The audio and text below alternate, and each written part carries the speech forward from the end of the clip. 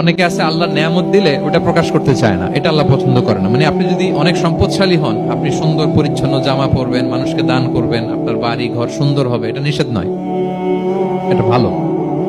আপনি আল্লাহর দেয়া নেয়ামত ব্যবহার করতে পারবেন এবং বলতেও পারবেন, কিন্তু শুকরান লা ফখরান, শুকরিয়া স্বরূপ বলবেন, ফখর করে অহংকার করে না। বলতে পারেন আলহামদুলিল্লাহ, আল্লাহ তাআলা আমাকে 4টা ছেলে দান করেছে, 4জন হাফেজ, আল্লাহ তাআলা আমাকে থাকার মতো একটা ঘর দিয়েছে, একটা বাড়ি দিয়েছে, একটা গাড়ি দিয়েছে, সম্মান নিয়ে সমাজে চলার মতো আল্লাহ তাআলা আমাকে দিয়েছেন। এটা যদি আপনি শুকরিয়া স্বরূপ বলেন, এটাতে সমস্যা নেই। কিন্তু অহংকার নিয়ে বলা যাবে না। ইন্নাল্লাহা ইউহিব্বু আন ইয়ারা আসারা নি'মাতিহি আলা আবদিহি, আল্লাহ তাআলা যে নেয়ামত তার বান্দাকে দিল, ওইটার একটা নমুনা দেখতে আল্লাহ পছন্দ করে। আল্লাহ বানাইছে আপনার বিলিয়নিয়ার, আপনি হচ্ছেন ছেঁড়া পরা জামা পরে চলে হবে? বানাইছে আল্লাহ তাআলা আপনাকে অনেক সম্পদশালী, আপনার চলা ফেরা কোনো রুচিই নাই, এটা হইলো না। আল্লাহ চায় যে তোমার যে নেয়ামত দিছে এটার একটা নমুনা তোমার মধ্যে থাকে, এটাও শুকরগুজার হওয়ার একটা আলামত।